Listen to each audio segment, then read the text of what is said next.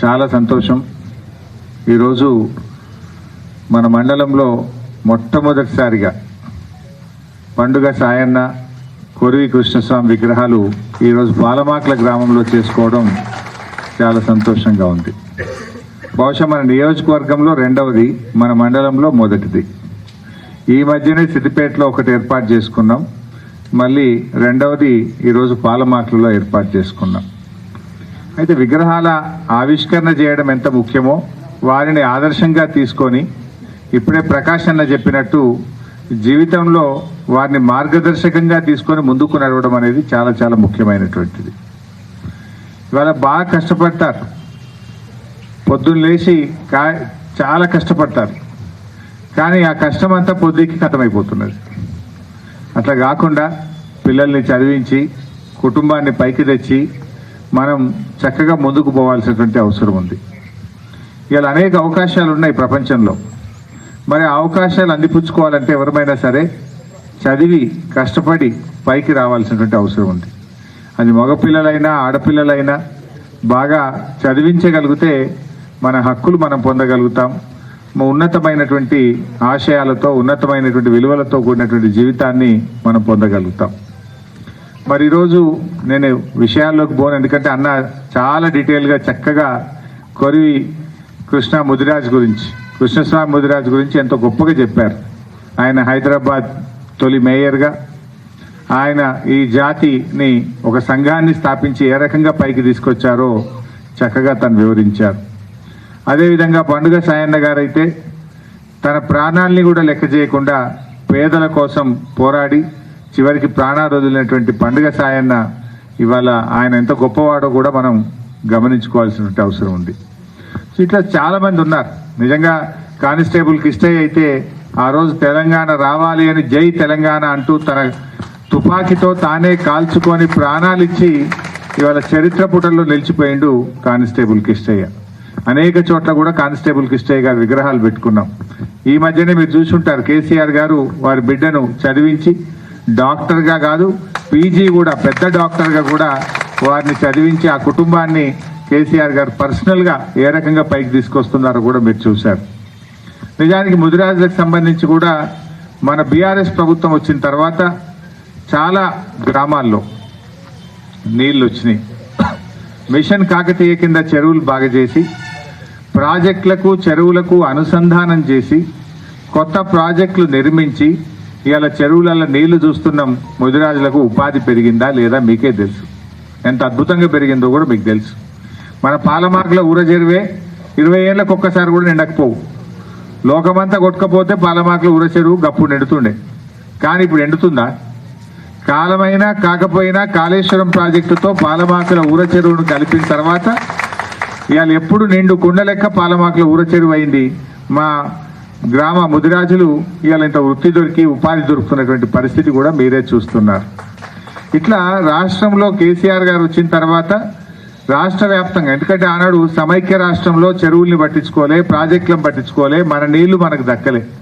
ఇవాళ కృష్ణా గోదావరి జలాల్లో మన నీళ్లు మనకు దక్కాలని చెప్పి ఇవాళ పెండింగ్ ప్రాజెక్టులు పూర్తి చేసి కాళేశ్వరం లాంటి మెగా ప్రాజెక్టును నిర్మించి ఇవాళ బ్రహ్మాండంగా నీళ్లు తెచ్చుకున్నాం. ఇవాళ పంటలు పండుతున్నాయి. మా మత్స్యకారులకు చేపల ఉత్పత్తి కూడా బాగా పెరిగింది, ఉపాధి దొరికింది. ఈరోజు ఏ గ్రామంలో పోయినా కూడా, ఒకప్పుడేమో నాకు బాగా గుర్తుకి పక్కనే రాజగోపాల్పేటలో చెరువుల నీళ్లు లేవు, చేపలు ఎండిపోతున్నాయని ఒక బోర్ వేయి సార్, ఒక మోటార్ పెట్టి సార్, అవి ఎంత పావు కిలో అయినాయి, జర ఒక 2-3 నెలలు దానిలో అంటే 1/2 కిలో అవుతాయి అని అట్లా బట్టిలాంటి పరిస్థితి చూసిన నేను. కానీ ఇప్పుడు రివర్స్ అయింది, సీన్ రివర్స్ అయింది. అరే ఎండాకాలం కూడా చెరువు నిండుకున్నది సార్, అవి చేపలు దొరుకుతలేవు, అడుక్కు అయినాయి, జర నీళ్ళు తీయవా అంటారు. అప్పుడేమో నీళ్లు లేవు నీళ్లు పోయవా అన్నారు, ఇప్పుడేమో నీళ్లు తీయవా అంటున్నారు. ఎందుకంటే అది మనం కాలువ కింద యాసంగి పంటకు నీళ్ళు ఇస్తే ఆ చెరువు నిండుకుంటున్నది, అవేమో అడుక్కుపోతున్నాయి, దొరుకుతలేవు పడదామంటే. అట్లా ఎంత మార్పు వచ్చిందో మీరే చూస్తున్నారు. అంటే ఎటువంటి తెలంగాణ ఎట్లయింది అది కూడా మీరు చూస్తున్నారు. కేసీఆర్ గారు ఉన్నప్పుడు దాదాపు 1000 కోట్ల రూపాయలు ఖర్చు పెట్టి దరఖాస్తు పెట్టిన ప్రతి ఒక్కరికి 2 వీలర్, ఆటోలు, 4 వీలర్లు, వలలు, పడవలు, దాదాపు 1000 కోట్ల రూపాయలతోని ముదిరాజ్ బిడ్డలకు ఆర్థిక సహాయాన్ని అందించేందుకు కేసీఆర్ గారు. ప్రతి సంవత్సరం కూడా ఒక 120 కోట్ల రూపాయలు ఖర్చు పెట్టి ఉచితంగా చేప పిల్లలు, రొయ్యలు ఇవన్నీ చెరువుల్లో, చెక్ డ్యాముల్లో మన ప్రాజెక్టుల్లో పోసినటువంటి ప్రభుత్వం బీఆర్ఎస్ ప్రభుత్వం. కానీ ఇప్పుడు ఏడాది అర్థమై కాంగ్రెస్ ప్రభుత్వం వచ్చి, మీకు తెలుసు పోయిన సంవత్సరం చేపలు పోసినారే.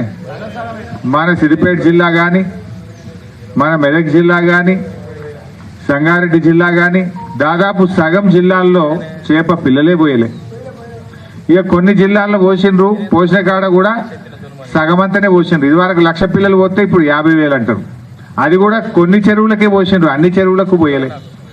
కేసీఆర్ గారు ఉంటే అన్ని కుంటలు, చెరువులు, చెక్ డ్యాములు, ప్రాజెక్టులు, డ్యాములు అన్నిట్లల్లో కూడా బ్రహ్మాండంగా ఇటు చేప పిల్లలు, రొయ్య పిల్లల్ని పోసి ఉపాధి కల్పించే ప్రయత్నం చేసిండ్రు.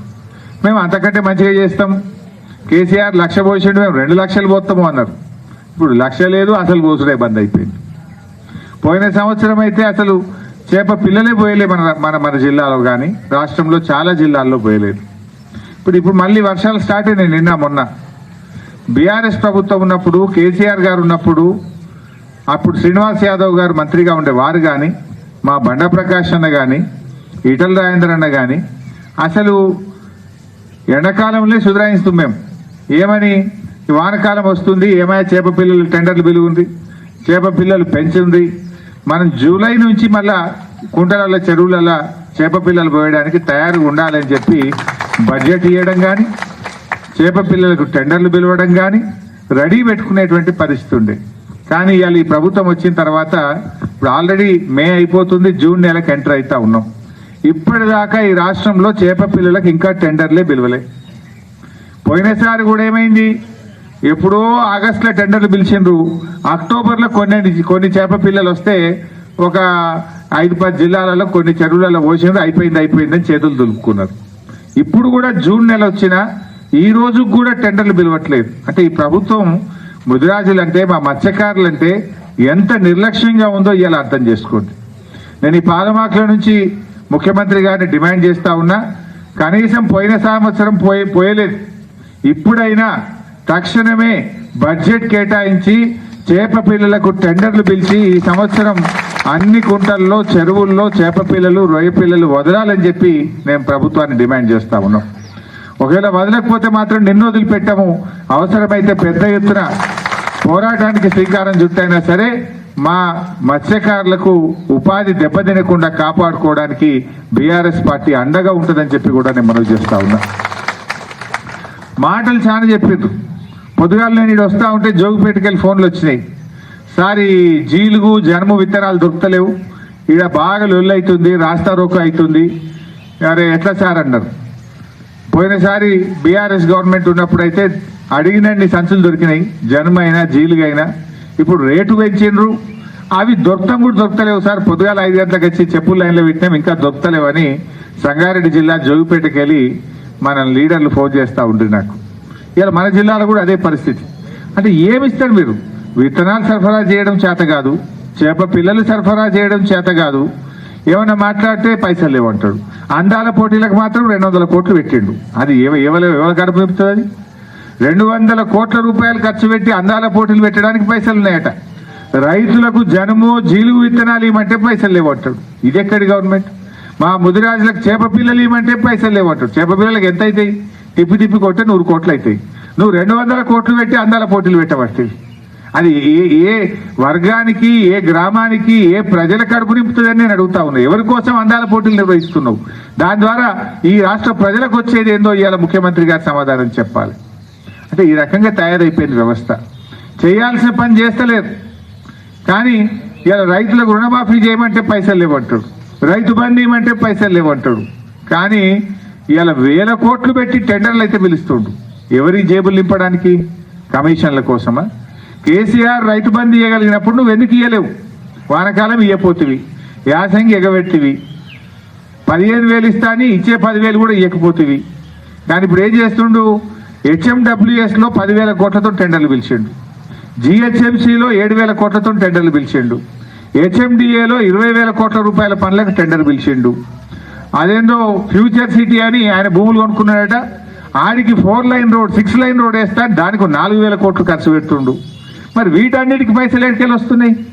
రైతులు అడిగితే లేవు అంటావు, ఉద్యోగస్తులు అడిగితే లేవు అంటావు, మత్స్యకారులు అడిగితే లేవు అంటావు.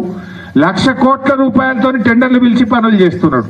అంటే నీ కమిషన్ల కోసమో, నీ జేబులు నింపుకోవడానికో, ఢిల్లీకి కప్పం కట్టడానికో, కాంట్రాక్టర్ల కోసం మాత్రం నీకు 1,00,000 కోట్ల రూపాయలు వస్తున్నాయి.